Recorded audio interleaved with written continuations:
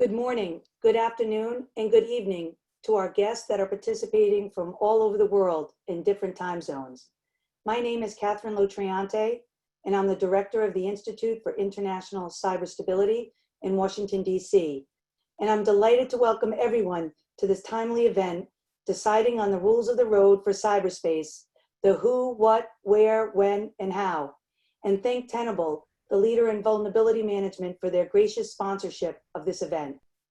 I'm so sorry that we all could not meet in person this year at the annual International Conference on Cyber Engagement, but we are planning to have the annual conference in April of 2021.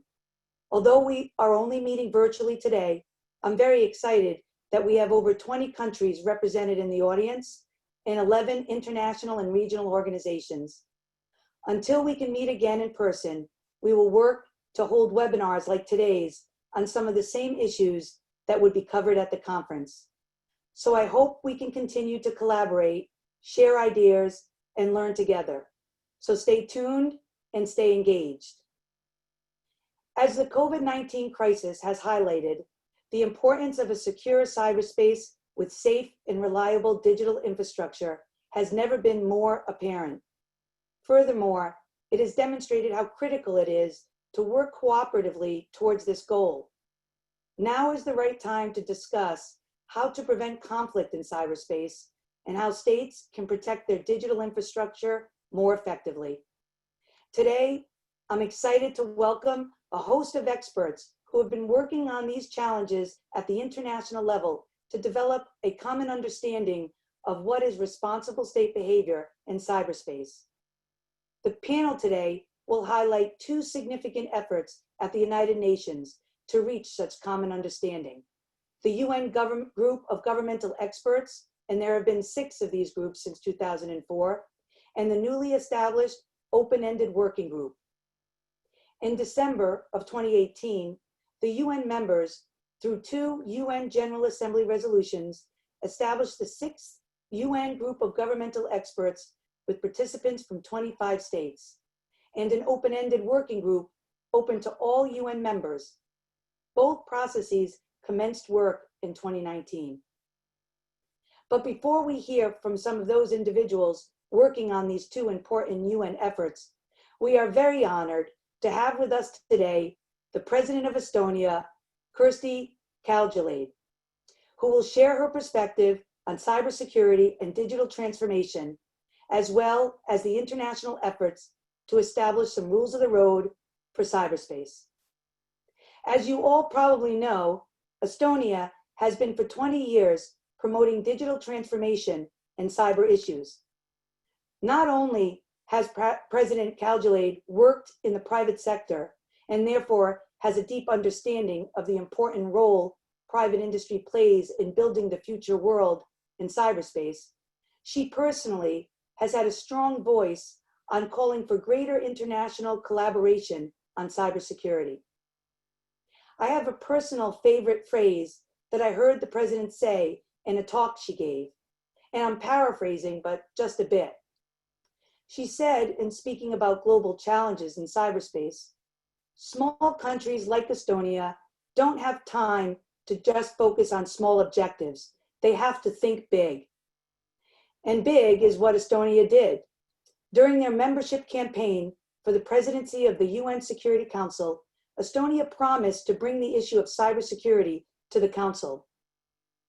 In March, they did just that by raising the issue of cyber attacks for the very first time at the Security Council alongside the United States and the United Kingdom.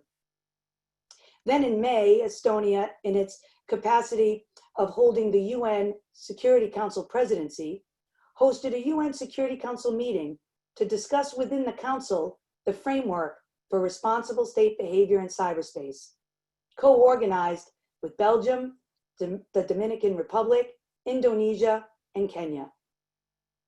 I cannot think of a more appropriate government leader to kick off the discussions for today. To moderate the conversation with President Kaljulaid and the panel that follows, we have Jim Lewis, a Senior Vice President and Director of the Strategic Technology Program at the Center for Strategic and International Studies. Jim is an internationally recognized expert on cybersecurity and was the rapporteur for the UN 2010, 2013, and 2015 group of governmental experts. Just quickly, a few housekeeping items. For the panel discussion, the audience will have the option to submit questions to the panelists. Please use the Q&A function on your screen. Also, this is a public event. Press will be present in the audience and the session will be recorded.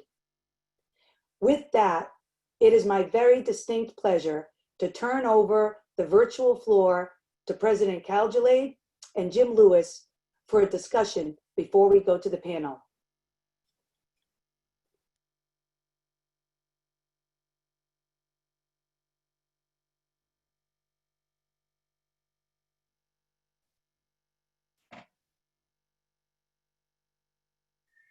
Great, thank you, Catherine. I'm sorry we can't welcome everyone to Washington. It's a beautiful day here, and maybe next year. We're very lucky to have President Calgelade to answer a few questions. I will ask them and then give the floor to her. The first question is, of course we have to ask it, but how has COVID-19, how has the pandemic changed the issues that we confront in cybersecurity? Has there been any change? So if you have views on that, please tell us. Hello. The honest answer is that COVID-19 has not changed anything here in Estonia, in this sense that it would have somehow deepened our understanding of the digital opportunities and their relative safety to real FaceTime or paper issues. For us, nothing has changed. For the rest of the world, probably a lot has changed.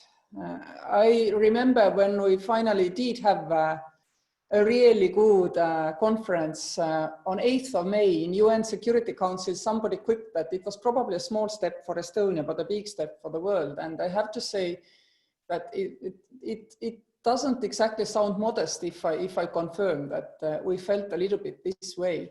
Our point has been proven quite a lot through this pandemic, and it's a sad event for the whole world, and we are mourning many people globally.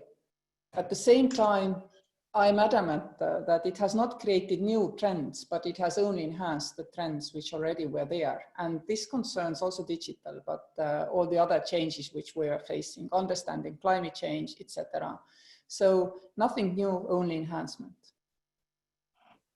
Great, thank you. Estonia has done a good job in managing the pandemic, so you're a leader there. Many of us are also e-citizens of Estonia, a service you offered. So perhaps that's a good lead into the next question is, what can we learn from the Estonian experience in managing digital change and taking advantage of digital technologies? Their potentially disruptive effect. So what would you point to for the rest of the world to learn from Estonia? Well, it's hard to say that you can still learn from our beginnings, because we started 20 years ago where the biggest risk of internet was an occasional virus, and you just downloaded Kaspersky or something and then it went away. So it doesn't function this way anymore. We have a generation which has grown up with Digital Estonia and also grown up with Internet of Risks. So now when we joined digital world, there were basically horses and carts. Now you have high-speed trains or high-speed cars on highways. So this is the difference. But still, some basics are still there. The first thing is you cannot create safety in internet for public services unless you have created a universal digital identity. I don't know why it takes so long time to be understood, because I mean, in analog world, you don't expect people to believe you if you say I am this unless you present your paper passport. Digital identity is nothing but a digital passport, a passport for internet, and has exactly the same function. In addition, of course, it encrypts your discussion with the other side, but that's secondary.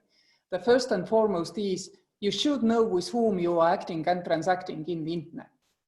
This has not changed in 20 years, where we have been in digital state already. Second thing is, this identity has really to be a passport. It should not apply only for private services or public services. It should be universal, which means that it should create the backbone for safe government internet infrastructure. And it's so important because this thing you can then legislate and guarantee the security of it by legislation. I'm so sorry when people blame Facebook and others that they have not given us safe internet. I'm sorry, they cannot. They do not create legal space. Legal space can only be created by states and also international organizations. And with this, we can now maybe go then to the UN level, if you wish. That's a good lead into the final question, which has two parts. But the first part is, Estonia has been a champion of the application of international law in cyberspace. How do you see international law actually working? I mean, you know, there's some resistance from some countries. There's some who call for new international laws, or expanded international law. How do you see international law applying in cyberspace? Well, we would like to call upon all countries to define and declare their understanding of how they see international law, and by the way, also national law, how they apply this in internet. This means that Estonia is a strong supporter that analog legal space applies in digital sphere, and we do not need an additional special digital law space. It is part of our normal legal setting, and we should only try to define, and this is what the working groups of UN have been constantly trying to do, and also the Tallinn manuals, for example, which stem from the NATO Center of Excellence on Cybersecurity, are describing in academic format. But unless states declare their intention, then unless this is done by more countries than have now done it, Estonia has done it, for example, UK has also done it, then we cannot see that international law could really develop well, radically. The other way and option, of course, is the multilateral way. And here we can create precedents like Estonia did in March in the United Nations Security Council. And you know, why we are doing it is actually not stemming, many people make a simple link between Estonia falling prey of a cyber attack in 2007 as a government, the only government which could be cyber attacked in that year, because nobody else was dependent on internet at that time. But this is not the driving force behind our action now. Actually, our experience has been shared with many countries. We have even created Estonian e-governance academy, which works together with UNDP to leverage our capacity to promote e-services and digital identities. And with this, I see we have a moral obligation, a responsibility to the world to also try to protect this new ecosystem of digital and e-governance models. Because for many countries, for example, if you are in a small island state somewhere far away, then you may gain a lot of benefits from having a digital infrastructure. On the other side, you would actually be much more vulnerable in cyberspace than you are in the physical space. And we need to make sure that we have also legal space which will allow us to, well, declare that we are under attack, do something about these attacks, and know that doing these steps, we are within an internationally agreed legal space.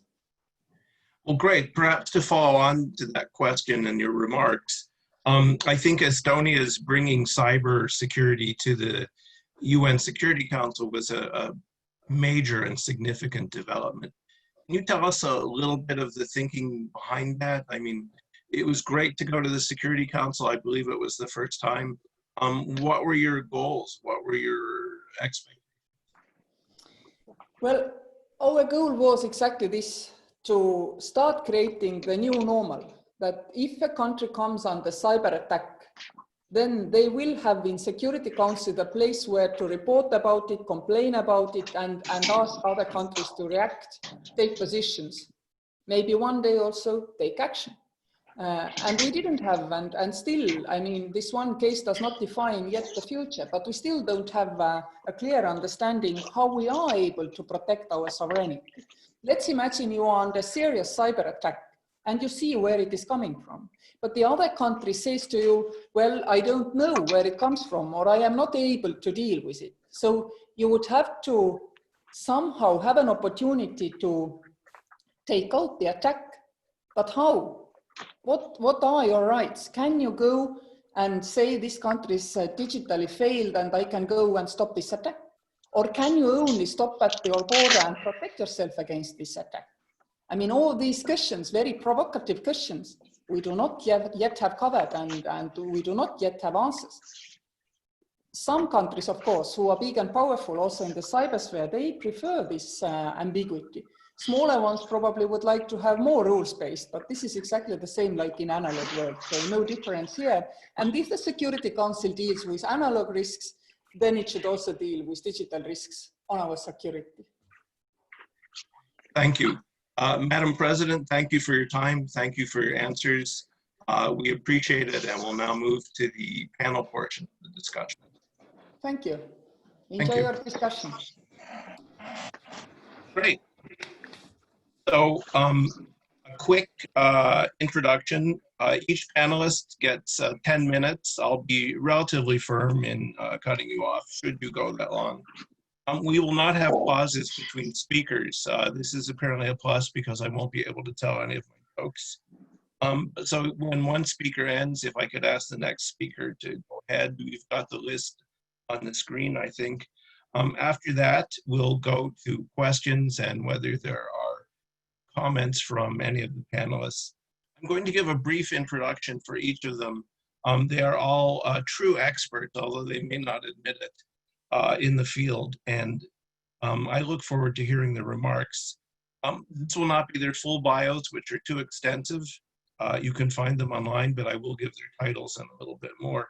So our first speaker is Izumi Nakamitsu, who's the Undersecretary General and High Representative for Disarmament Affairs. And she's the third High Rep I've seen undertake this thankless task. And I admire her clarity and her spirit of engagement, so we thank you for taking time. The second speaker is Jörg Lauber, Switzerland's ambassador to the permanent mission to the UN. About to go back to Geneva, probably would have been in Geneva had it not been for the virus, but he's also the chair of the OEWG and possibly one of the most skilled diplomats I've ever met, which is good. After him will be Guilherme Patriota, also a fabulously skilled diplomat, Consul General of Brazil in Mumbai. Thanks for staying up late or waking up early to speak with us. He is the chair of the GGE and has extensive experience in disarmament from his time in Geneva. So thank you, Guilherme, for doing this. After him, Heli Tirma-Klar, most of us know her. She's Estonia's ambassador at large for cyber diplomacy. Previously a leading cyber expert in the European Commission. We're very lucky to have you, and thank you for doing this, Heli. After her, Johanna Weaver, the Assistant Secretary of Cyber Policy at the Australian Department of Foreign Affairs and Trade, also an expert and one of the more active members of both the OEWG and the GGE, so I'm looking forward to her remarks. Our concluding speaker is Isaac Morales, an old friend. He's the coordinator for multidimensional security at the Ministry of Foreign Affairs in Mexico, and someone who has been a participant in these discussions for many years. So a great selection of speakers. We'll have them each speak in order, in sequence, without interruption, and then we'll go to questions and discussion. And with that, let me ask Undersecretary General Nakamitsu if she's prepared to speak. Thank you very much, Jim. Her Excellency President Karin Leitch, Ambassador Lauber, Chairman of the Open-Ended Working Group, Ambassador Patriota, Chair of the Group of Governmental Experts, fellow panelists, of course, Mr. Jim Lewis, ladies and gentlemen. Thank you so very much for this opportunity to discuss the issue. Very interesting title, Deciding on the Rules of the Road for Cyberspace.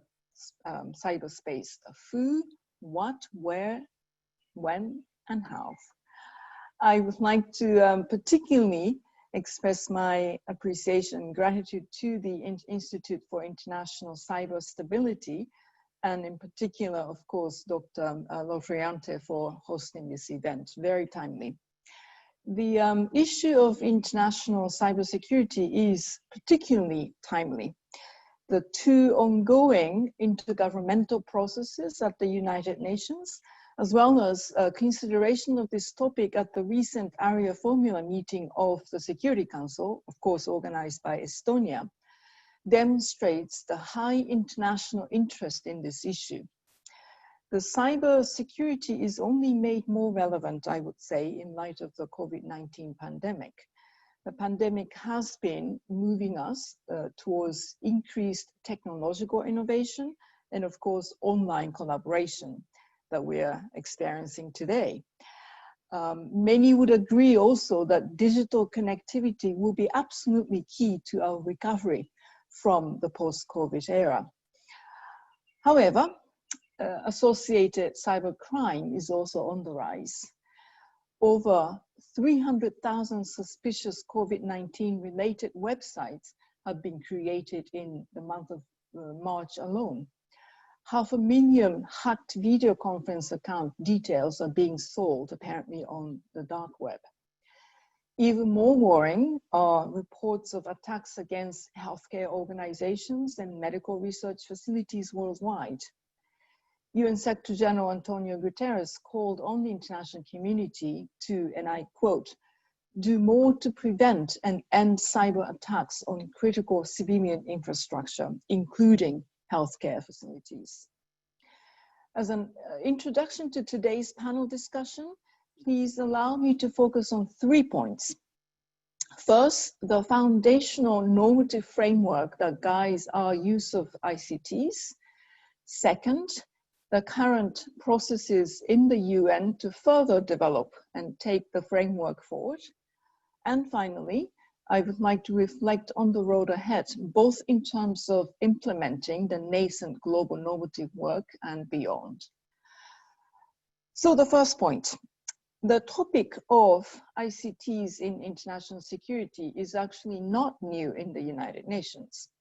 It has been on the agenda of member states since 1998, but the real impetus came with the establishment of the UN Group of Governmental Experts, or GGE, which convened in 5 iterations since 2004. And as it has been already mentioned, a 6th GGE's work is currently ongoing. The previous GGEs have developed a suite of elements, such as the international law. In particular, the UN Charter applies to the use of ICTs. Practical confidence building and capacity building measures for fostering peace and stability in the digital sphere. And of course, the 11 voluntary non-binding norms of responsible state behavior in the use of ICTs. Now, these elements do not stand alone, but reinforce each other. For instance, the voluntary norms complement binding commitments under international law, and capacity building helps to build capabilities to implement both confidence building measures and norms themselves. In 2015, the General Assembly adopted a consensus resolution which called upon states to be guided in their use of ICTs by the 2015 GGE report. The elements in the report thus provide the global community with an accepted foundation and nascent normative framework from which to promote stability in cyberspace. The elements of this framework are universally accepted and therefore must not be rolled back. But it is also important to acknowledge that as more countries join in the conversation, room must be made for their needs and priorities, which in the fast-paced digital realm may not be exactly the same as 5 years ago. This brings me to my second point on current intergovernmental processes that are in place to take forward a normative framework. Now, as already mentioned also, in 2018, 2 UN processes, an open-ended working group or OEWG, open to all member states, and a group of governmental experts comprising 25 experts working in their individual capacities were established to take forward the issue of the use of ICTs in international security. I'm very heartened by the substantive and also collaborative engagement of many states so far at the OEWG and also with the GGE through informal consultations of the whole UN membership and regional consultations. It is very clear that an increasing number of states are beginning to recognize the urgency of the issue of ICTs and international security and are committing themselves to action. Greater awareness, recognition, and acceptance of the normative framework is growing globally. Many of these states are engaging for the first time on this issue and therefore bringing fresh perspectives to the discussions. I am hopeful that this will enable both groups to build on agreed elements, but also take forward the global normative framework in existing exciting new ways. In terms of how the foundational normative framework is being taken forward, I believe it is also important to highlight the work done by many regional bodies, whether in subscribing to the 11 voluntary non-binding norms recommended in the GGE report in 2015 report, or to take forward confidence and capacity building measures based on that same GGE reports. I am also encouraged by the continued engagement of private sector, non-governmental organizations and academia, not only on the framework of the ICTs in the context of international security, but also on broader digital issues within the United Nations. As you know, in the coming weeks, the Secretary General will be issuing his roadmap for digital cooperation, and I hope that states and other stakeholders will continue to actively engage with the United Nations on this implementation. Now, ladies and gentlemen, let me conclude my remarks by providing my third and final point, which is some reflection on the road ahead on these 2 processes and, of course, beyond.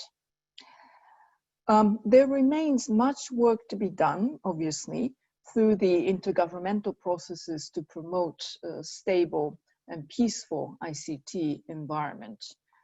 The roadmap for this must include efforts to cultivate truly inclusive partnerships, to promote common understandings on key issues, and to improve our collective capacity building efforts and methodology as well.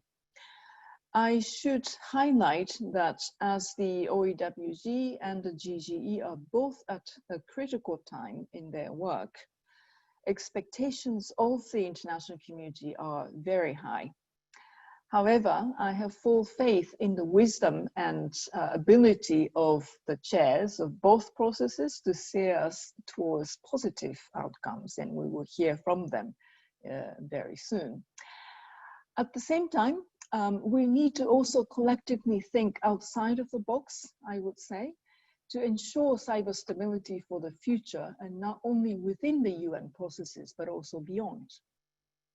For instance, there has been wonderful explosion of important forums around the world for discussing cybersecurity. Could we do more to harmonize those different forums in which ICT issues are being discussed? Or should we be focusing more on engaging young people to better find out what they want and what they should be doing in the cyberspace, which they are inventing, but also they will be inheriting? I do not have the answers, obviously, but as I conclude my brief remarks, I would like to pose those questions to encourage discussions on both today, if possible, taking advantage of the expertise present here. UN Secretary General Guterres has said that we need to overcome the digital, social, and political divides in cyberspace in order to achieve one world, one net, and one vision. So let us work together to rise up to this very important challenge. And I thank you very much. Back to you again, Jim. Thank you, Undersecretary Nakamitsu. May I now ask Ambassador Lauber for his remarks?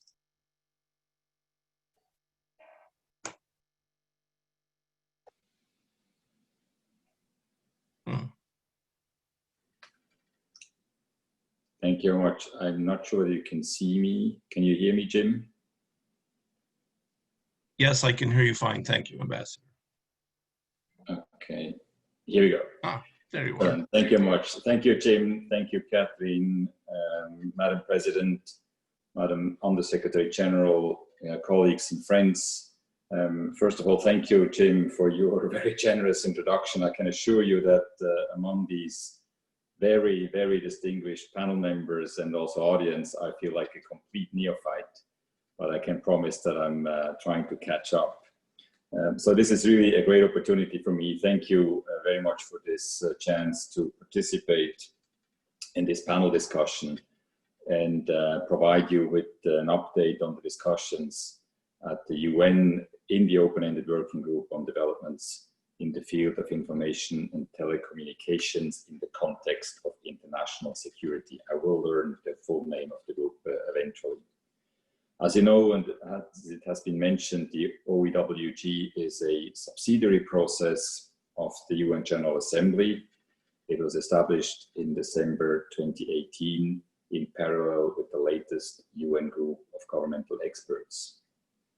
The open-ended working group, as it says, is open to all UN member states and is the first of its kind.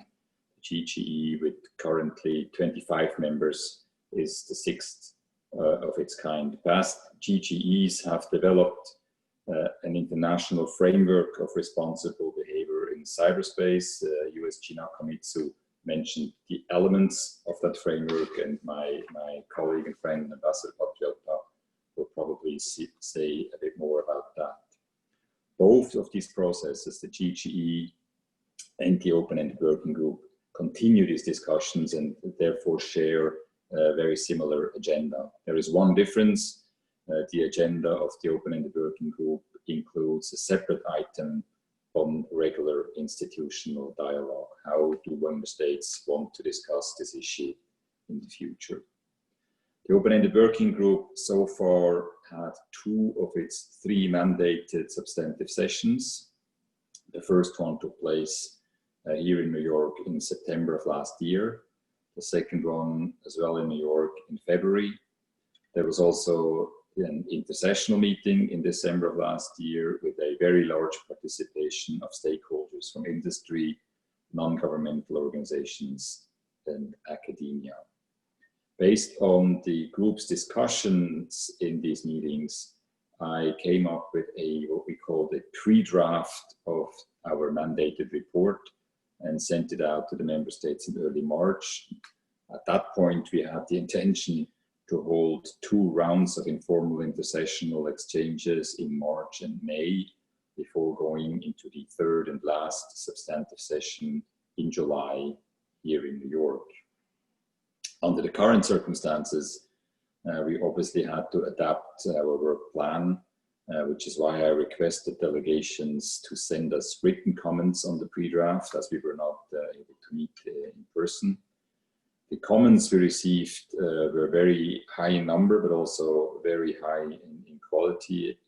They were overall positive, but it's clear also that there is still some work ahead for the delegations, for the working group to discuss among themselves to come to a conclusion. We also received numerous comments by civil society organizations, which we published in the spirit of transparency on the open-ended working group's website. This gives member states an opportunity to consider then the comments from the stakeholders in the ongoing process. The written reactions provided a lot of valuable input for the revised pre-draft. At the same time, it is clear to everybody that written comments alone cannot replace a direct exchange between delegations. So on 27 May, I sent a letter to member states, including a revised pre-draft, as well as the agenda, dates, and technical details for a first batch of virtual meetings to take place in the third week of June, that is next week, to continue our discussions through this means, through the screens. Obviously, this format faces a number of technical constraints. Adhering to virtual meetings, we will have to find out how this works for our group. Nevertheless, I remain optimistic that progress can be achieved and that these first set of meetings will prove to be a valuable experience for our way forward. This brings me to my plans for our third and final substantive session that was originally planned for the week of 6 to 10 July of this year. As mentioned, and as you all are aware, the conditions which already forced us to adapt the group's work plan continue to impose challenges upon the global community, not least on the diplomatic apparatus. And it is therefore necessary that we postpone the third substantive session of the open-ended working group to a later date. I felt, as I mentioned, very strongly the conviction among delegations that for the third session, given the sensitivity, but also the complexity of the issues we're dealing with, this is not an issue we can conclude our discussions on through this sort of virtual meetings, but that we really need to come together, have the opportunity to discuss, to exchange, to look into each other's eyes, do our corridor meetings and all of that. So to this end, I provided member states last week with a roadmap, which I believe should enable us to fulfill our mandate despite the unexpected limitations that the pandemic has imposed on us. The roadmap foresees 2 more sets of virtual meetings between September 2020 and January 2021 on issues like international law, regular institutional dialogue, confidence building measures, and capacity building.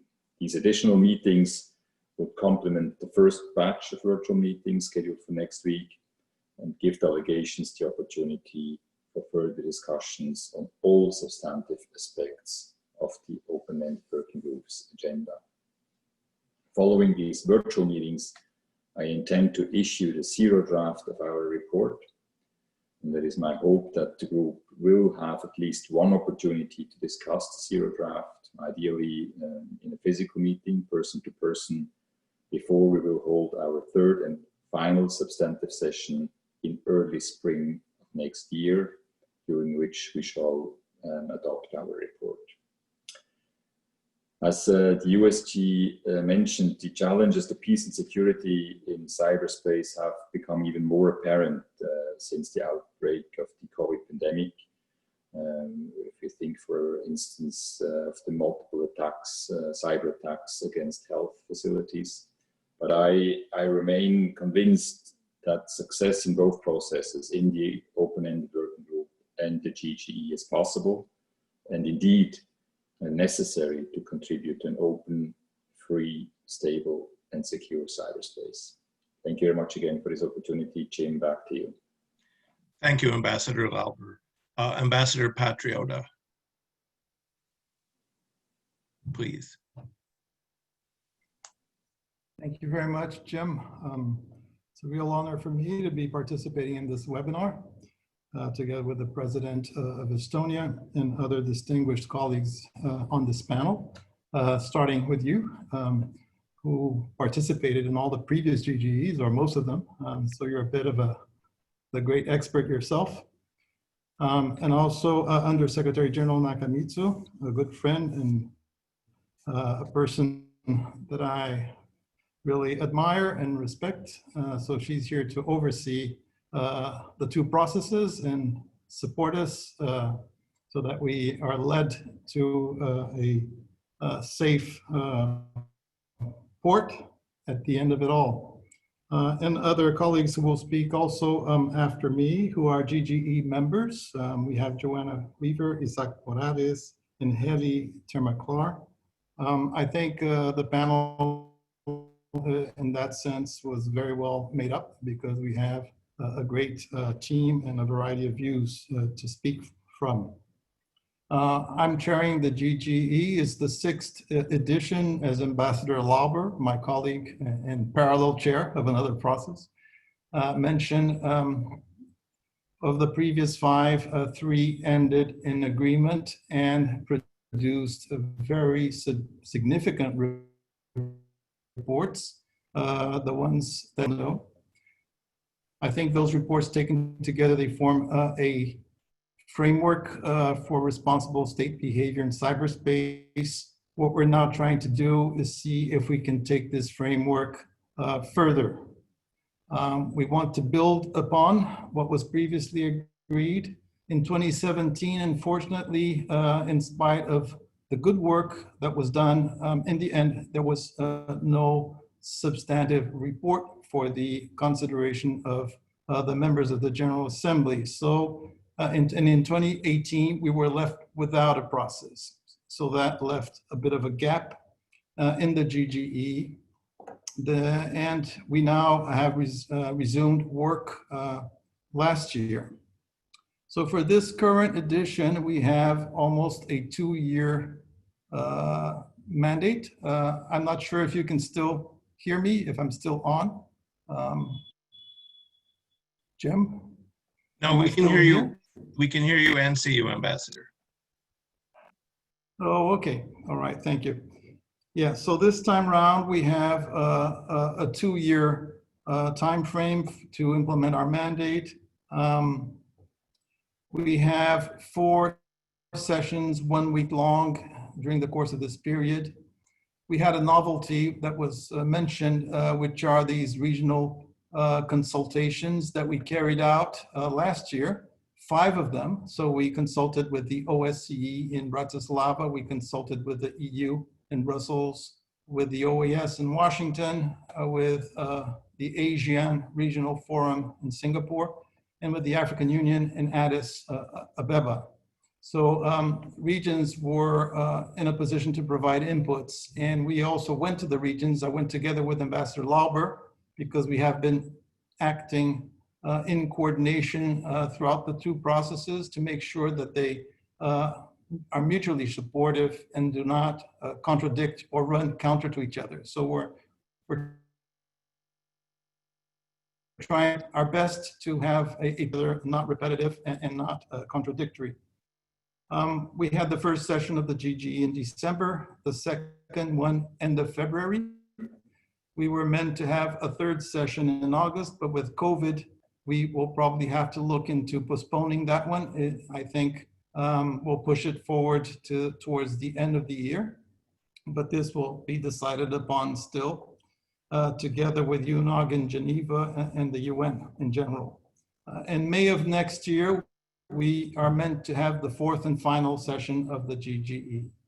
With Ambassador Lauber's new roadmap and pushing his next formal session to early spring of next year, what happens is both processes now become more synchronized because we will then be both looking towards a final outcome for next year's General Assembly and First Committee meeting. So that's, I think, actually a positive thing. In terms of substance, the first session of this GGE, we went through the past agreements, what we call the acquis of the 3 successful GGE sessions or groups. And we have everybody sort of recapitulate the meaning, the relevance, the value of all that was achieved then, including the 11 norms for responsible state behavior that are spelled out in the 2015 final report. So it was a thorough discussion and an introduction for members of the GGE who had not participated in the previous editions. In the second meeting in February, we had a chance to collect a set of detailed contributions from all 25 experts of the GGE and go through them in detail one by one. And we covered the different areas of the report. And the different areas of the report sort of give us an issue-based sort of platform for discussions. They cover existing and emerging threats. They cover the norms, rules, and principles of responsible state behavior in cyberspace. They cover confidence-building measures. They cover the application of international law in cyberspace. They cover capacity building. And we had a discussion also on approaches to the final report, because the outcome of this whole exercise has to be translated into text and a report that can be agreed by all 25 members. The GGE is composed through a mandate that was given to the Secretary General of the United Nations, and it has a regional balance built into it. So the various regions of the world are represented in the GGE. The P5 members of the UN are in the GGE. There was also a novel and successful attempt to produce a gender balance in the membership of the GGE this time around, and I think it's the best balance achieved so far out of the 6 GGEs. So that's also, I think, a nice development and evolution. So for the future now, where are we at this point? Well, we had thorough discussions of the acquis and the past. Then we had thorough discussions of detailed views from members regarding the specific elements that were captured in previous GGE reports and that we can further expand on or build, as I have sort of repeatedly indicated. We want to build an additional layer of common understanding regarding this framework of norms, rules, principles, capacity building, international law, and confidence building measures for the responsible behavior of states in cyberspace. So that's what we're working with. It's a challenge, it's difficult, it's extremely sensitive. There's a lot of convergence on many aspects, and some hard to patch over differences, which we'll try to do. But in any case, I think it's right now, perhaps in terms of an international process to devise a new framework for this new virtual world we're facing, it's perhaps the area or the forum where we can perhaps make more progress right now. The fact that there are 25 members that we meet in sort of a very informal manner. We are experts. We are not necessarily defending official government positions. We can test the flexibility of each different member to see if we can find new ways to formulate agreements. And so I think it's an improved ambiance, let's say, to extract new agreements from members in such a challenging issue. So what we have seen so far is that members believe on norms and then on confidence building measures. Perhaps those are 2 areas where we would have a lot of additional things to say, not necessarily new norms to agree on, but to further develop our understanding on the ones that we already have. And they're not that easy to implement, but if everyone can implement them well, that's already, I think, a huge quantum leap in terms of building greater trust and greater mutual understanding that would allow us to reduce and mitigate the threat that some malicious cyber activities can pose to international peace and security. And that's the goal. So thank you for this opportunity. Great. Thank you, Ambassador Patriota. Let me now turn to Ambassador Termakar. Ellie, please. Thank you, James. And I would like to thank you, first of all, Catherine, who has organized this very timely and good seminar. Also, of course, I would like to thank our own president for introductory remarks. And thank you, Jim, for chairing. And thank you, Ambassador Lauber and Ambassador Patriota and Undersecretary Nakamitsu for putting us on the same page where we are at right now with the first committee developments. And of course, I would like to also welcome my fellow GG members, Isaac and Johanna. So as the President has said, on the date 22nd of May, Estonia organized the informal debate on cyber stability and cybersecurity in the UN Security Council. There have been some a bit cyber-related debates, of course, even before on critical infrastructure protection, and some other angles have been touched. But on cyber stability and on framework of state behavior, this was the first debate in the Security Council. And we were very glad to see such a high number of countries expressing their views. And I would like to thank all of the countries that might also follow this webinar for stepping up at this event on 22nd of May, because it showed how wide is the understanding amongst the UN members of the significance of the achievements we have had on cyber stability and the framework of responsible state behavior so far. All these efforts done by the previous GGs going back to 2009, 2010, 2012, 2013, 2014, 2015, and also the 16, 17 GG, they have led us here to this point, and we should not underestimate the role of the UN efforts. So therefore, I would like to maybe point out as my first point today is that it is very, very important that both groups that are currently underway, the GG and Open-Ended Working Group, will succeed and will produce the consensus reports. Because as a member in both groups, I can also clearly see the added value of the groups and how we are. I think my video stopped. Sorry for that. And how these groups are bringing us closer to the aim of increasing stability and security in cyberspace. The GG is a smaller expert level group that is having close discussions, as Ambassador Patriota just has explained. We are discussing the implementation of the norms and CBMs. We also have a smaller number of the participants around the table that allows us to understand each other's sensitivities, each other's concerns, and as Ambassador Patriota has said, this also is bringing us closer to the truth in a way, and closer to the possibly to the points of contention, so that we can avoid those points of contention in a larger group.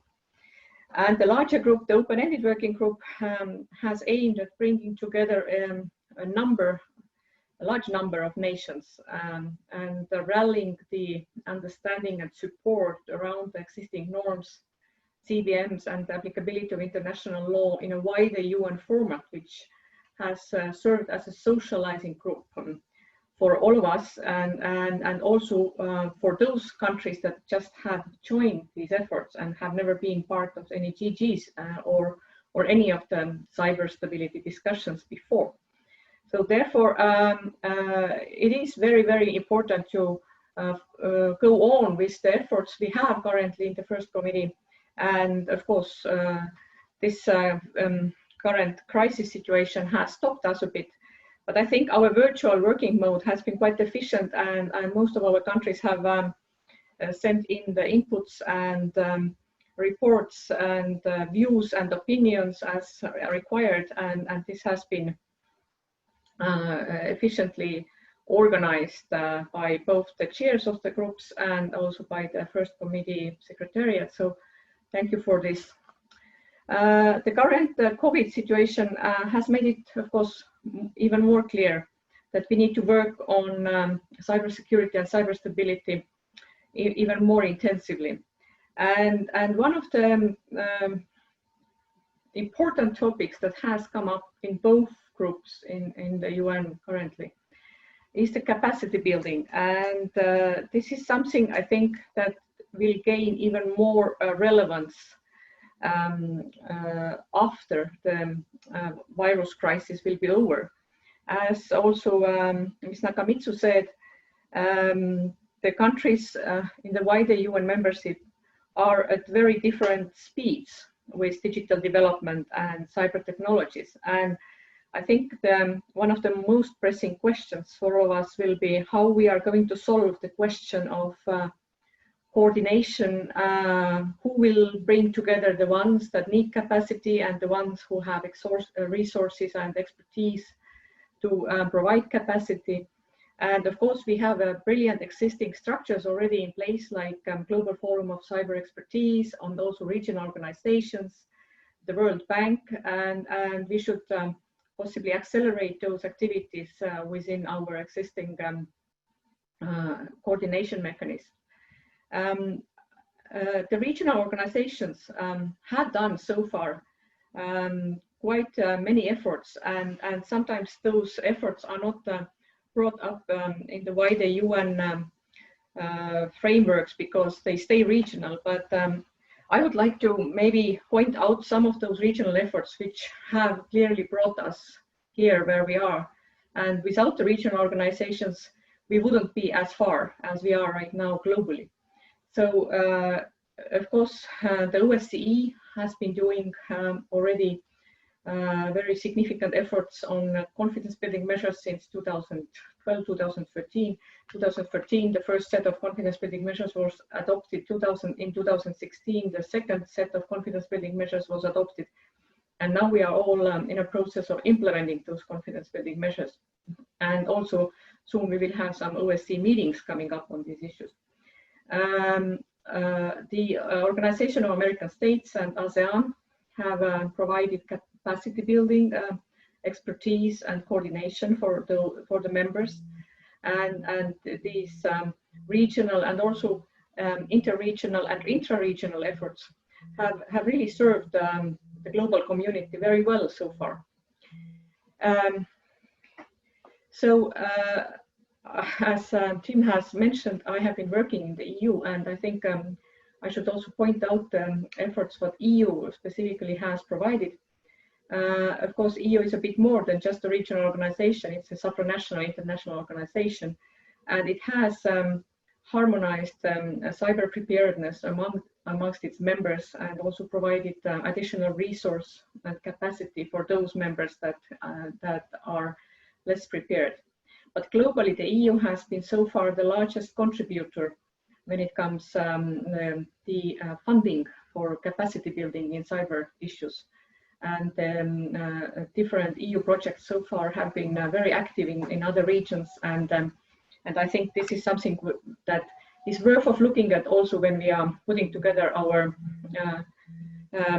global view, what needs to be done in capacity building, and maybe to learn a bit from the lessons learned that the European Union has done. So, and I would like to maybe end with a note that the cyberspace is a multi-stakeholder domain, mostly built and run by the private sector with the help of NGOs and academia. So we should have that in the back of our minds when we talk about cyber stability and cybersecurity, that there should be the public-private partnerships in place. Mostly they are national. When we are strengthening the national cybersecurity, then we are doing it together with our private sector entities. But also globally, we could of course see how to foster the public-private partnership for capacity building and other important topics of cyber stability. And of course, during the current crisis, we see this even more, how important it is to have those global partnerships there and make sure that all the stakeholders will be actively involved in the cyber discussions. And last and not least, also we have to keep in mind that internet should stay a free and open space where we have human rights and freedom of expression guaranteed. And this is also why we are expressing the multi-stakeholder model also within the UN processes. So, and I think today, of course, we talk about cyber stability and cyber security, but then the freedom of internet and freedom of expression on internet has been the topic also during the current crisis. And I'm glad to note that Estonia has been very actively working on this, also as a founder of the Freedom Online Coalition, and in other frameworks we have tried to bring those topics to the forefront of the global community. And thank you, Jim, for attention, and I stay online for possible questions. Great, thank you, Heli. Let me now ask who is Australia's representative to both the OEWG and the GGE. Thank you, Jim, and good evening, everyone. It's delightful to join you this evening. I'm coming to you from the middle of the night in the middle of winter in Australia. I've been involved in many fireside chats before, but I've never been involved in one where there's actually a fire burning in the corner. So it's a nice novelty for me. Thank you to Catherine, thank you to everyone who's been involved in organising this event. It is an absolute honour to be part of it, and particularly with such a distinguished group of panellists as well. I wanted to focus my remarks on two of the questions that were circulated in relation for the overview of this session. And those two questions are, why do some states prefer norms versus treaties? And why do some states argue that international law is sufficient when others don't? Now, I'm choosing these two issues to talk about because I know, first of all, that Catherine has a particular penchant for international law, but also because I think these are two issues that are the most commonly perplexing issues to those who are following, who are interested in these issues, but who perhaps aren't necessarily in the room in the discussions. And I also think they lie at some of the two of the most common misperceptions that I have perceived through these processes as they've been unfolding. So on the first question of why is it that there are some countries that prefer norms versus treaties, I think this is from the very beginning misconstruing the intent. So it's absolutely correct that there are some countries that are calling for legally binding instrument, but the counterpoint to that is not that we need to have norms, or certainly not that we only need that norms are the only counterpoint to that. So I guess in that sense, what I'm saying is that we shouldn't confuse norms and the norms that we're discussing in the context of these UN discussions with a normative framework. And in the context of the UN discussions, we refer to this normative framework as the framework for responsible state behavior. And that comprises international law, which is binding. It also comprises the voluntary non-binding norms, confidence building measures, and capacity building. Of course, it is important that we talk about norms, but if we overemphasize and purely focus on norms, then we do a really a disservice to those who have come before us in terms of negotiating these agreements, but also in terms of the stability that is offered by that framework of existing international law. It is momentous that in 2013, but also then reaffirmed in 2015, that we had agreement that existing international law applies in cyberspace. This includes the entire corpus of international law. If you like, it includes general principles, it includes treaties. Certainly, it includes the UN Charter, but it's not limited to the UN Charter. And it also includes customary international law.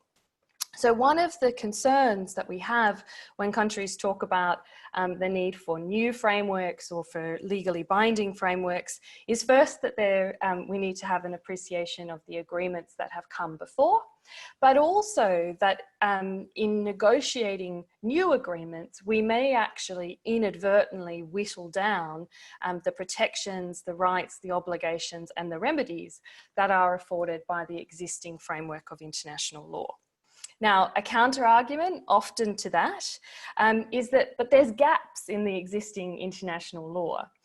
And my response to that is that it is really difficult to make a genuine, informed determination on gaps in existing international law when countries have not yet publicly articulated their views on how existing international law applies.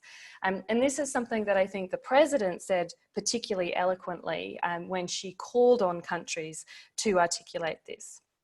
And I think this is also an area where, whilst we may differ in terms of long-term objectives, and we may not perhaps have common agreement on what even our long-term objective is, in the short term, I think there is a really clear common goal that we should all have as countries, and that is that we need to go away. We all need to do our homework, and we need to be able to develop our national positions and to articulate those national positions publicly. And to do that, we are going to require capacity building. This is an area that is new, that is an area that countries may not necessarily already have that expertise on hand. And I share this in the spirit of, Australia is working through our cyber cooperation program. We deliver cyber law courses through the region through that program, but we've actually just engaged the providers that we engage through that program to deliver training for Australian government lawyers. So this is something that all countries are grappling with, and it's something that we can, if we are committed to, move forward very quickly and deliver the clarity and the certainty that we are all looking for, that will help us to deliver on our ultimate objective, which is international peace and stability. So to go back to the starting point, this is not a choice between law and norms. This is looking at a framework of responsible state behaviour which comprises norms, but also comprises international law, confidence building measures and capacity building. So this leads me to my second question, which is quite a related question. And the question that was posed by Catherine was, why do some countries argue that existing international law is sufficient? Well, it's not going to surprise you when I say, first of all, that there is not a country that is saying international law in and of itself is sufficient. We're talking about the framework in its entirety, and it needs to be considered in its entirety. But also, just having that framework is not enough. We need to implement the framework, we need to have adherence to the framework, and we need to have accountability when the agreed rules of the road are broken. And this is really a very important piece of the puzzle. Again, though, we don't need to reinvent the wheel. And I think this was a point that the President made very clearly in her opening remarks. So in the situation of implementation, it's really looking at, well, what is it? We have actually agreed a large amount in this space. We have agreed the 11 norms of responsible state behaviour. We've agreed international law applies. There are sets of confidence building measures that we have agreed as well as around capacity building. What have countries done to implement the recommendations from the 2015 GGE report? This is one of the reasons why Australia, with Mexico, but also with a very broad range of countries, has put forward a survey proposal as a proposed outcome for the open-ended working group. It's a very simple idea. We make a recommendation asking countries to survey their implementation of the UN 2015 UN GGE report. This will help us to identify gaps in implementation implementation, best practice in implementation, but also then to allow us to deliver tailored capacity building so that we can actually enhance and ensure all countries are looking to implement these agreed rules of the road. In terms of adherence, we need to have stronger commitments from governments to act in accordance with the agreed rules of the road. Australia has committed publicly that we will act in accordance with all of the recommendations of the GGE reports, and we urge other countries to do the same. But another point that was picked up on both by Heli and also by the President is that we don't need to reinvent the wheel in terms of the frameworks that we can use to ensure that we are encouraging accountability. One example is that we can encourage countries, if they have the use of ICTs that is a threat to international peace and stability, that they can take that issue to the United Nations Security Council. And I really commend the work that Estonia has done on that in promoting a new normal in that space. But there are a plethora of other rights, obligations, and remedies that exist at existing international law that also provide responses and remedies for countries in these situations. And Australia has published some case studies on this that demonstrate how the existing frameworks can help. The final point, the final piece, if you like, is accountability. And this is to say that when the agreed rules of the road are broken, we need to hold countries accountable for that. There is a lot of work to be done in this space, but the fundamental starting point must be that the rules of the road, what our responses when countries are pushing the boundaries in cyberspace, must be the same as our responses when countries are pushing the boundaries of the international rules-based order more broadly in other spaces. So it might seem a strange thing for someone speaking on a panel about the rules of the road for cyberspace and for someone who's involved in the negotiation of those rules to say, but I would encourage us all to remember that the negotiations themselves are not the be-all and end-all. In many instances, they're actually going to be the very beginning. And we need to make sure that we then have the processes in place to follow up, ensure we have implementation, adherence, and also accountability. A number of people have spoken about the health sector, and I'm very happy in the Q&A to talk about a proposal that we have introduced on the protection of health sector. That was a joint proposal that Australia, Czech Republic, Japan, Estonia, Kazakhstan, and the United States have introduced. But I will finish there for now. Thank you. Thank you, Johanna. And let me know, we're starting to get a few questions. If you could use the Q&A function, that would be helpful. And we will address them after our final speaker, Isaac Morales. So Isaac, your turn, please.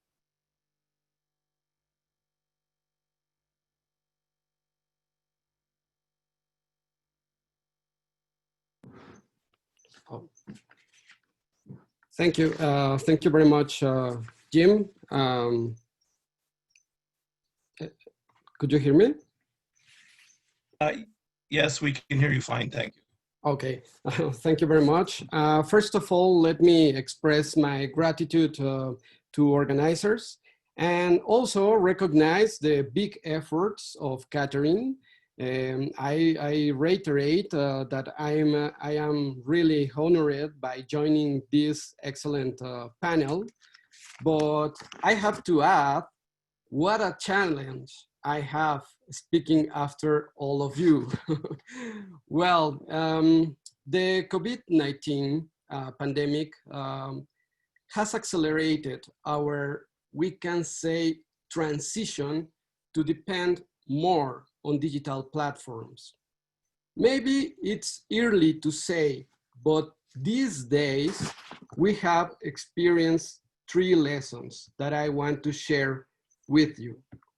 One lesson, that the urgency have sometimes left behind the security needs, the measures to trust on digital technologies, because the urgency is at the very first level. 2, the more use and dependence on cyberspace have also been exploited by criminal organizations and hostile actors. And three, it is more visible than ever the lot we have to do to bridge the digital divide.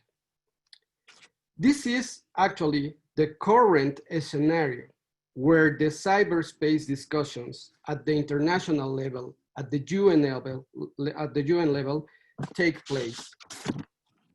So let me refer to the present and continuous question on the pandemic and the current discussions of the both UN processes. And I have to reaffirm that yes, we are talking about two simultaneous UN processes. This is too basic, but maybe too important to say it. We do have two UN processes, two simultaneous UN processes, the open-ended working group and the GGE, which from the point of view of the government of Mexico represent a unique opportunity to reaffirm multilateralism as the way forward to reach long-term, universal, and legitimate responses to ensure an open, secure, free, stable, lawful cyberspace, and where the UN has the key role. As other panelists have referred, the departing point for this discussion is the reaffirmation of the applicability of international law in cyberspace. And when I am saying so, for the government of Mexico means that the UN Charter, it's applicable to the cyberspace, of course, but also the international humanitarian law and the international law of human rights, and even the implementation of the norms and commitments on CBMs, on capacity building, on threats previously agreed by the General Assembly, by the UN General Assembly. Having this in mind, having this current scenario, complicated scenario, but also having the reaffirmation of international law applicable in cyberspace, it's important to me trying to build upon what other panelists have said, some challenges, to point to some challenges that we from the UN discussions we will have to address them, and in order to get agreements and in order to get the responses needed by the international community to cyberspace. One of these challenges is the proliferation of fora and initiatives on cyberspace. We do have at this moment, as I've said, two UN processes conducted under the first committee of the General Assembly, I mean the International Security Agenda. But at the same time, we do have processes in other specialized UN agencies, or actually in other organs of the UN. And at this moment, all of these processes are working in silos. The international security silo, the development silo, the human rights silo, and the internet governance silo, etc. The tech standards also. It is important to me to say that it's necessary, it's urgent to break these silos, not to duplicate the efforts, nor overlapping mandates, but to know how to make them, all of them, complementary and reinforcing. Second challenge that it is important to address, and very and in close link to this very first of the proliferation of fora and initiatives. This second challenge is the dialogue between policy sector and technical sector. Most of the times when addressing cyberspace challenges and when discussing international commitments to cyberspace, it's very common to see two levels of discussion. The technical level, you know, where the standards and all the technical people behind the certs, the CERTs, etc., are discussing. And of course, it's day by day decision-making process. And in the other side, the policy, at the policy level, the policy level discussion. It is important to find a way to accommodate both sectors and both levels to communicate and to dialogue in order also to contribute to the comprehensive understanding of the challenges and the responses needed by both the policy sector and the technical sector. Third, it's important to see that this discussion, it's a responsibility for all member states, all UN member states are not only invited, but actually obligated to take part in these discussions. Sometimes we refer to cyberspace issues, we refer to discussions on how to deal with internet governance only if we have very, very strong infrastructure and very strong advances on digital and on all the technologies behind the internet and the digital platforms. But we have to see how more than ever it's necessary to have all on board, no matter what level of development in infrastructure or what level of development of the digital capacities we have. It's important having all countries on board to let no one behind in cyberspace.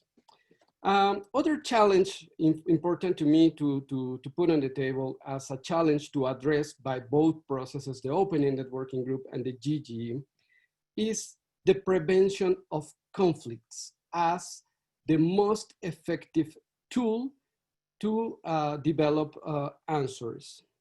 This is important because we actually, from the international security experiences, international security architecture within the UN, we do have tools that actually we can implement within the different processes and to implement in cyberspace. So we do need to emphasize that the priority and the major goal of both processes and all our efforts from the international security discussions is the prevention of conflicts.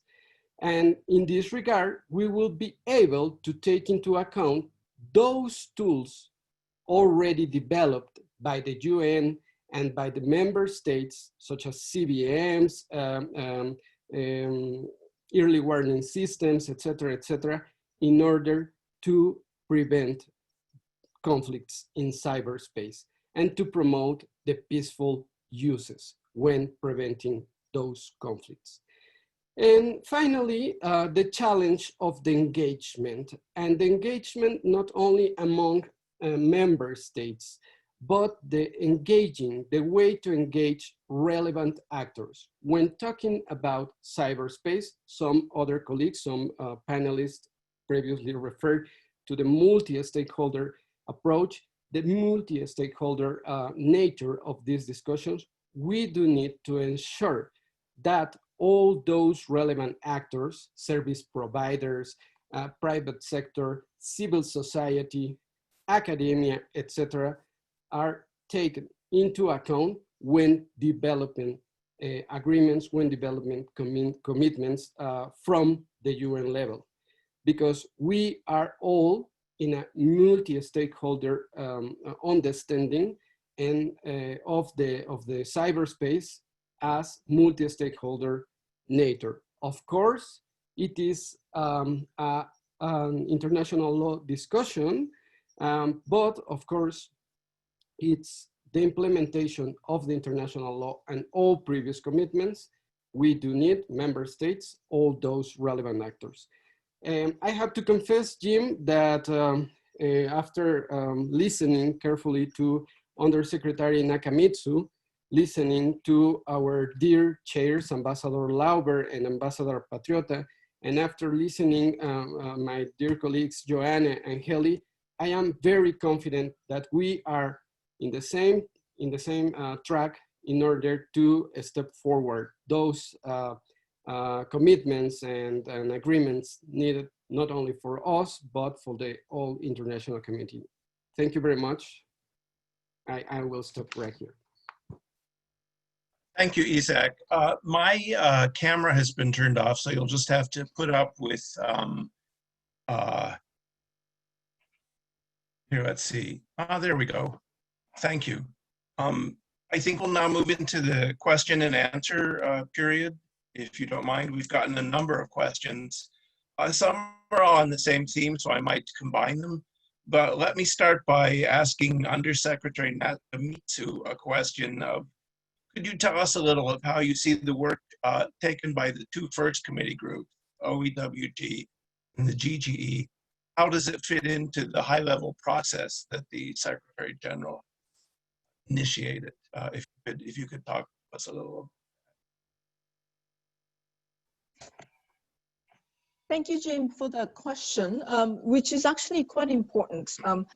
I will be probably stepping a little bit beyond my line, but I think initially there were some concerns among some of the member states as to how these two, processes, how the Secretary General's initiatives, which is independent, which is the Secretary General's initiative, and the two intergovernmental processes might interact with each other.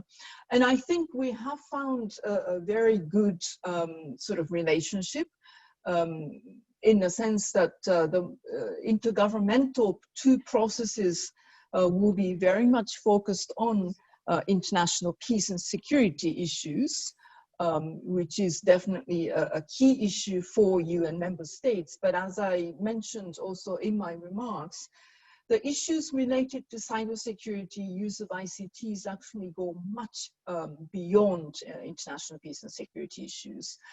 In the follow-up to the high-level panel and then soon to be released roadmap, we talk about overall sort of trust that is necessary in the digital space, digital cooperation. So I think these two are reinforcing each other, I would like to see. I will be able to talk more after the Secretary General's report is released, which is in a few days' time. But I think there is a very critical issue of how trust and trust-based relationship between member states, but also beyond. There are other stakeholders that are really have a very important role to play in the digital space, how that interacts with international peace and security issues, and issues within that, issues related to normative developments and confidence building and capacity building issues should be really discussed. In a sense, may I say, Jim, that as a optimistic person as usual, I am encouraged by overall how the multinational and multi-stakeholder discussions are progressing. My only hope, of course, is that it will gain even further momentum and the speed that is required on all fronts. But maybe we should have another conversation after the roadmap Secretary General's report is released. I think this is, in fact, one of the few critical issues that touches on both multilateralism but also multi-stakeholderness. People really need to be much more inclusively involved in these discussions, and that goes beyond a narrowly defined international peace and security, but they need to reinforce each other. Great, thank you. And I apologize, I've been on the discussion of the HLP draft, and so I perhaps was a little ahead of where it actually is, but you did lead into a topic that is the concern of a number of people in the audience, and that is the role of the multi-stakeholder community, the role of NGOs and private companies. So let me ask, the first question was actually addressed to Ambassador Lauber, but I invite you all to participate in this one since it touches on all your work.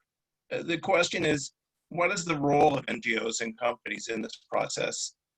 In particular, what will the role be in the next steps in the OEWG? What do you see them doing and how do they contribute? Thank you, Jim. You know, I completely agree, and I've always said this, that I feel that this issue needs to be discussed in a very inclusive way, and that so much of the technology we are talking about is either controlled or developed by stakeholders, or has such an important impact on stakeholders that we really need to have an exchange beyond government delegations. At the same time, it is a government-led negotiation process, and governments in the end will decide what they can agree with, how to go forward with these discussions. I feel that so far we've succeeded in having these exchanges. We found some formulas. It's in particular the event I mentioned already in my introductory remarks in December, which I have to say, in my quite long career by now as a diplomat, I don't think I've ever seen anything like it, with so many various representatives from the stakeholder community. And I want to take this opportunity to thank again USG Nakamitsu and her team for helping organize that and setting that up. Excellent interventions, very substantive, but also at the same time, many government delegations in the same room and really listening to what was said. I think that was excellent. Now, as with many other things, we have a challenge right now with the format and how we go ahead, and how we can find a formula that allows for these exchanges.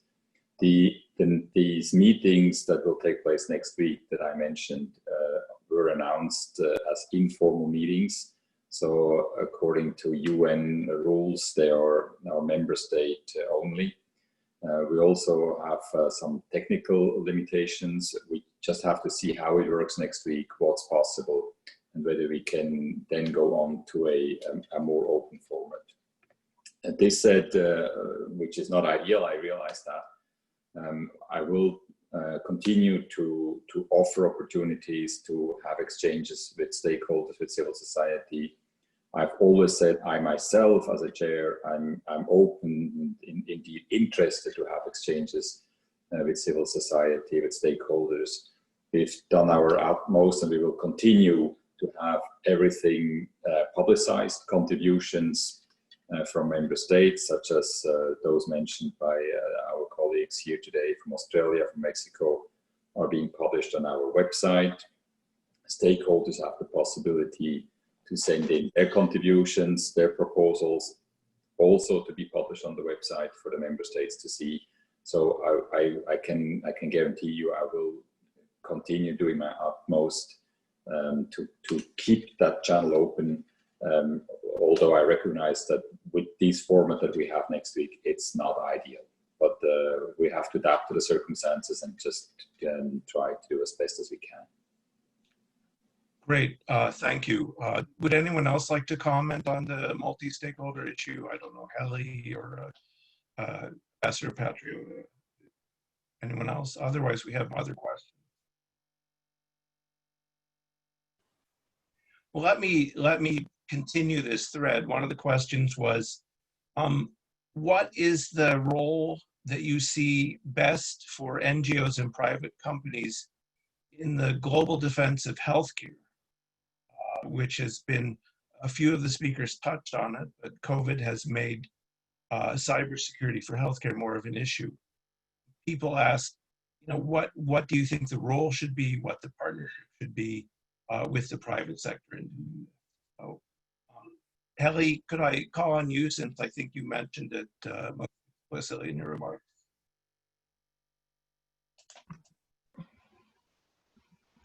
Yes, thanks, Jim. I think we have been seeing quite successful public-private partnerships on national level. And as my cyber career dates back to building up the national cyber system more than 10 years ago, then I can relate to this notion. But I think something what we also now see is that there is a general activity on behalf of different stakeholders around the UN groups and around other global issues on this public-private partnership, and I think we also have to think how to harness the expertise and resources of the private sector when we are now entering this post-COVID world, and how we could actually help those countries that are coming to the UN and asking for more capacity building and expertise from us. So I think we could think of some sort of new ways and new mechanisms and new frameworks to bring in also the private sector there. And it's not easy, of course, and somebody has to be a kind of clearinghouse to bring all these stakeholders together. But I think we certainly have to move towards this direction, because otherwise I do not see how we are going to cope with the problem of cyber stability and cybersecurity if we are not going to actually do anything about cyber issues in those regions where maybe there is still the digital divide, and of course then the cyber divide might be even more significant, and not only the economies of the developing nations, but also eventually for the global cybersecurity and cyber stability. So, and therefore I think there is a clear link with bringing all different players together around the notion of doing more for sustainable development goals and capacity building in this field. Great, thank you. Somebody has to think about how. Yeah. Well, on that note, this is working out really well because all of you end on the topic of the next question, so I'm deeply appreciative. The next question I'm going to call on a number of you, though, and I'll start with you, Johanna, since you prompted it. A couple people have asked, what are the mechanisms for accountability? What do we do to ensure compliance with norms and the framework, normative framework you talked about? How do we deal with non-compliance? What are the mechanisms? How do we build accountability? So I'm going to actually ask each of the speakers if they could talk about that one. We're coming close to our end period, but Johanna, perhaps we could start with you. Brilliant. Thanks, Jim. If I may also just briefly touch on the health sector issue, because I think this is one that is, I can see you grinning at me, that is really important. And specifically this idea of how we have cooperation with the private sector and how that links into the work that we're doing. I think it's a perfect example because at the level of the negotiations that we're having, it is absolutely incumbent upon us in these groups to make it clear that existing international law applies, that the norms around critical infrastructure apply to health infrastructure, and that's the proposal that we've put forward with a number of countries in the context of the open-ended working group.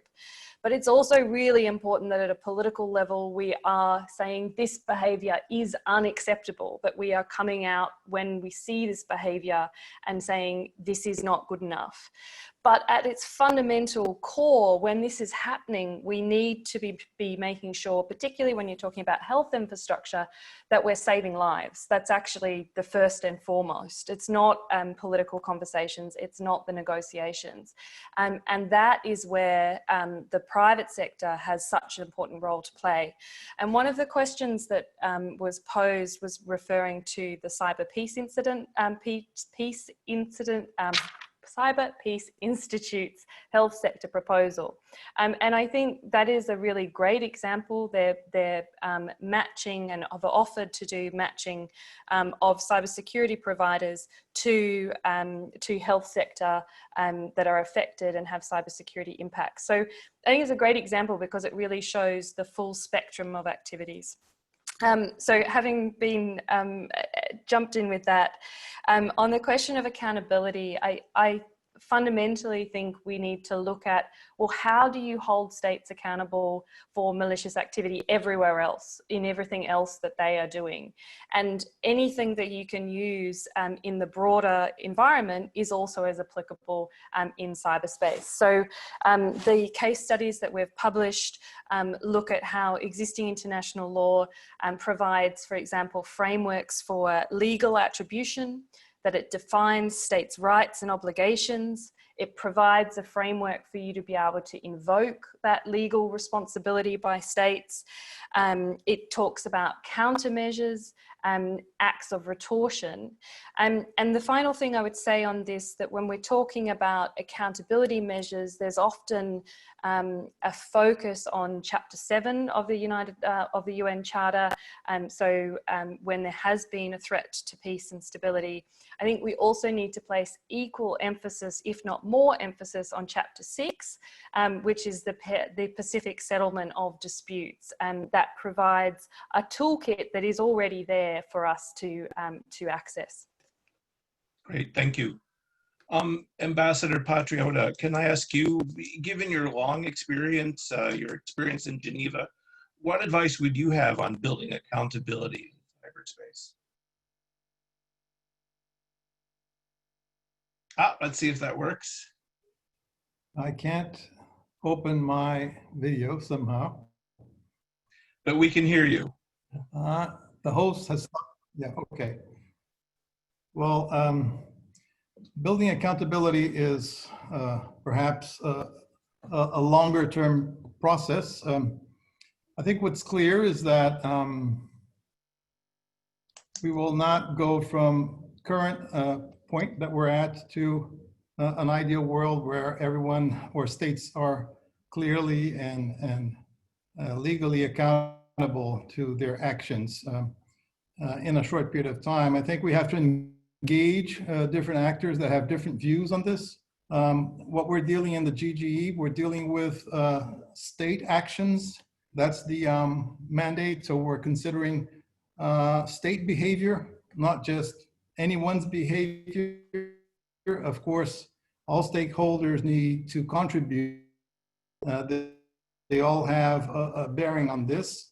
It's also in the context of international peace and security. So we're concerned with malicious use of cyber offensive capacities or the possibility to threaten other states that could have an impact on international peace and security. So it's not just any malicious use of cyber, or the virtual environment that we're talking about. So it's a bit of a specific mandate. It's a first committee of the UN, which deals with disarmament issues. So in that broader context, I think we have to filter off a little bit because we can't deal with everything at the same time. And we have other venues and other frameworks, for example, for cybercrime that are specific for that, and many cooperative mechanisms to deal with those issues.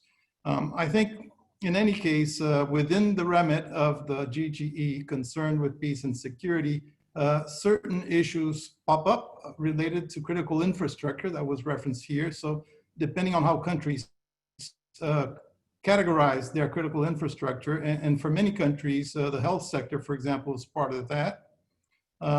Electrical grid and other things that are critical for nations' sovereignty and so on, and national security. I think those are part of the critical infrastructure. So depending how you categorize them, of course, your reaction to any attempt to threaten or to cause any harm to your critical infrastructure will be met by some sort of a response.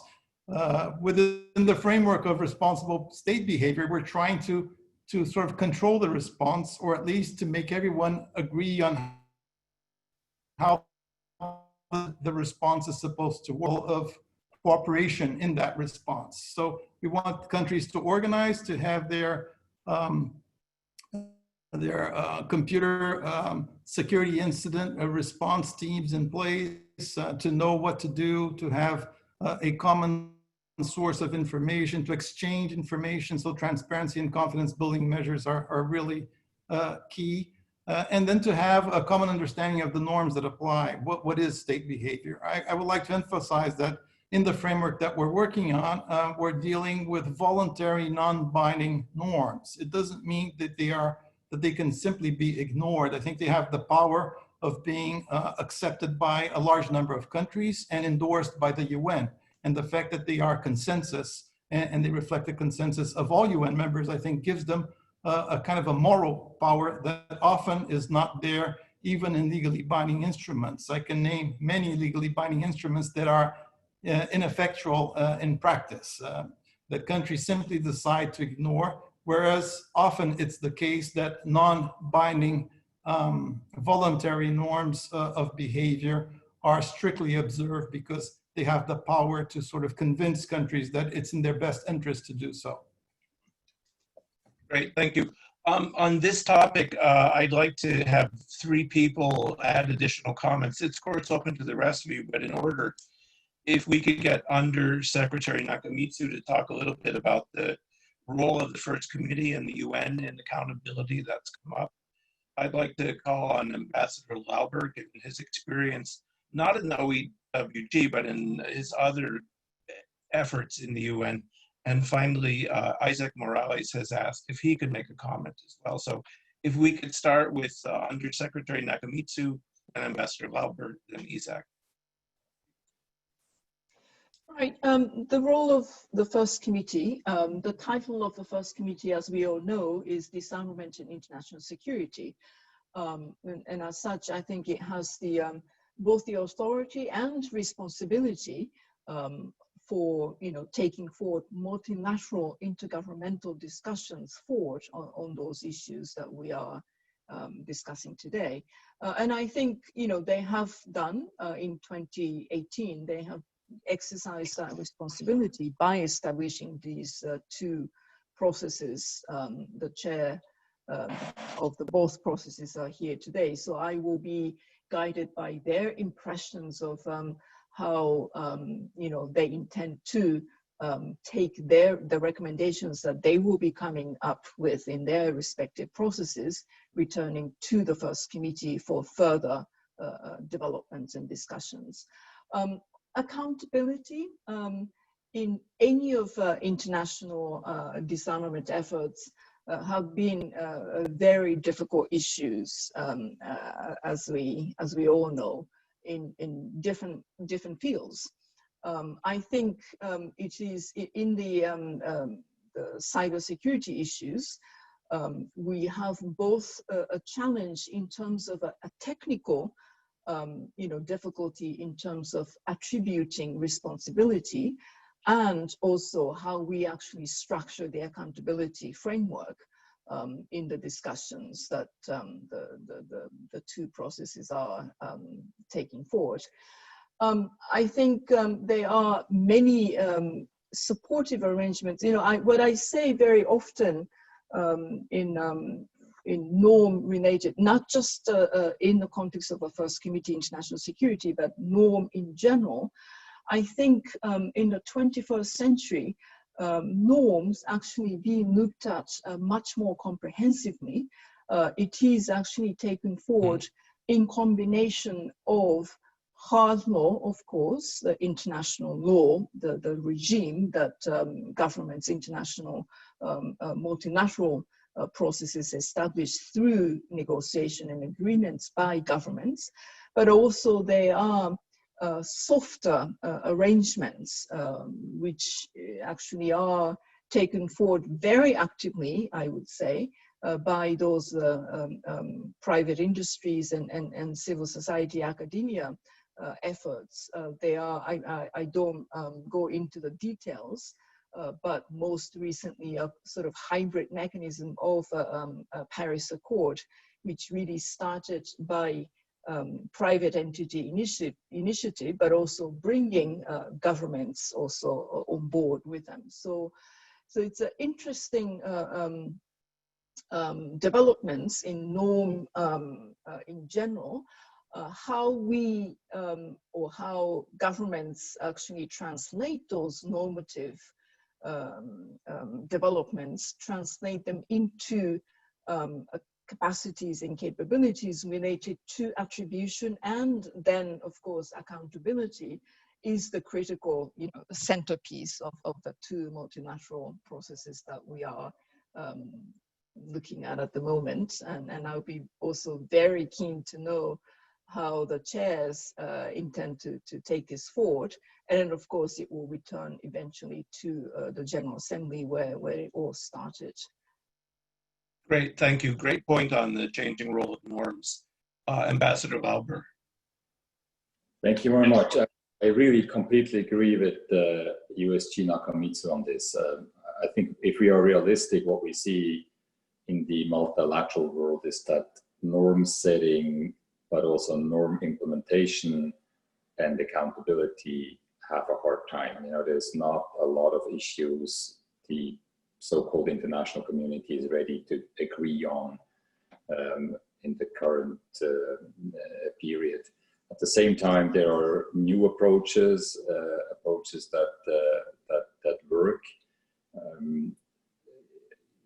In the end, what counts is the impact. What we need is impact. And I think in this sense, the open-ended working group is an excellent opportunity because first of all, it proves that the membership as a whole recognizes that we need to address a situation and we need to sit together and have a common understanding of what the challenges are, and then find some ways or other to address the situation and to do better collectively, but also individually.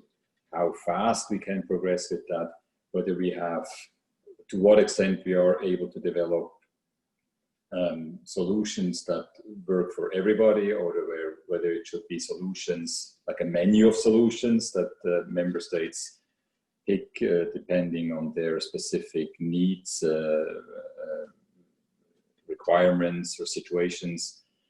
In the end, again, what really counts is the overall impact. So I think in this sense, it's also good to have the two processes in parallel. The nature of the discussion is obviously different when you have maybe not all of the 193, but many of them around the table, or when you have 25 experts around the table. And I think so that this complementarity between the two processes we were talking about in the beginning, many member states also require from us, is actually working out fine. Great, thank you. Isak, the last word on this subject.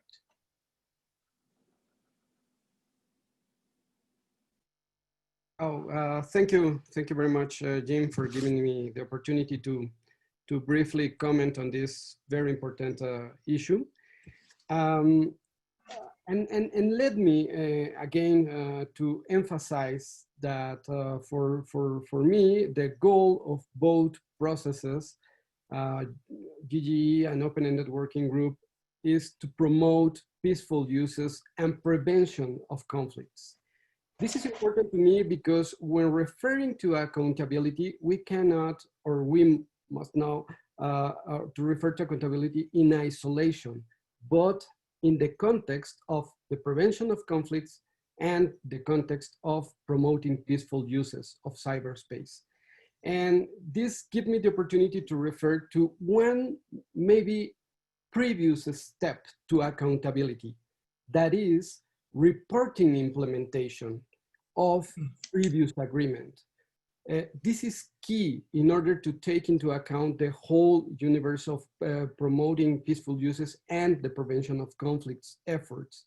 And that is why, as Joanna developed, and we have been working together to try to get from both processes, from the open-ended working group, the GGE, a follow-up mechanism of implementation of agreed norms and of previous implementation of previous commitments. And actually, it's important to say that those norms refer to responsible state behavior in cyberspace. So this previous step of reporting implementation of those previous agreements and concretely the norms will give us the opportunity to know, for instance, how a state have been dealing and have been implementing the norm on should not conduct or knowingly support ICT activity contrary to its obligations under international law that intentionally damage critical infrastructure. And this is just an example of how to make visible and how to promote transparency on how all member states are dealing with the obligation, with the commitment to implement those norms and those previous agreements in order to build the architecture and the structure needed to promote accountability, taking again into account the prevention of conflicts and the promotion of peaceful uses. Thank you. Thank you. We've reached almost the end of our time. We had two other questions that I thought were particularly interesting, and I don't think we'll have time to discuss them. The first was, how does the normative framework deal with the risks that now come from social media? I've been thinking about this one and looking at Article 2.4 as a starting point, but social media as a topic. Second question, perhaps a little more pointed, saying that how do protections against cyber attacks on healthcare don't seem to be working?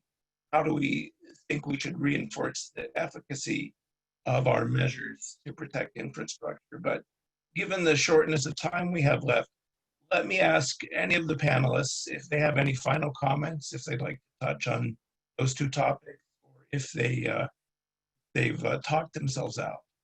Please, anyone final words? Otherwise, I'll turn it back to Catherine. No? Okay. Catherine, over to you. Hi, everyone. Wow, today was full of a lot of information, and it's going to take me a bit of time to sort through everything and digest it. For those of you who might want to see the video and take your time reviewing it, we will post it on the Institute's website at www.cyberengagement.org. But I want to take a moment to thank individually everybody who spent the time sharing their thoughts and passion and years of work on these important issues. President Kaljulaid, Ms. Nakamitsu, Ambassador Lauber, Ambassador Patriata, Ambassador Timur Clare, Ms. Joanna Weaver, Mr. Isaac Morales, and Jim, our wonderful moderator. Thank you for taking us through this very amazing and detailed conversation. Lastly, I want to thank our sponsor, Tenable, who made it possible for us to meet virtually. These days, that becomes critically important to continue the conversations. And all of you in the audience for joining us today, thank you.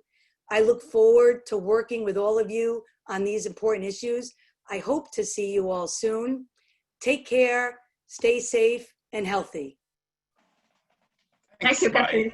Bye-bye. Thank Bye. you.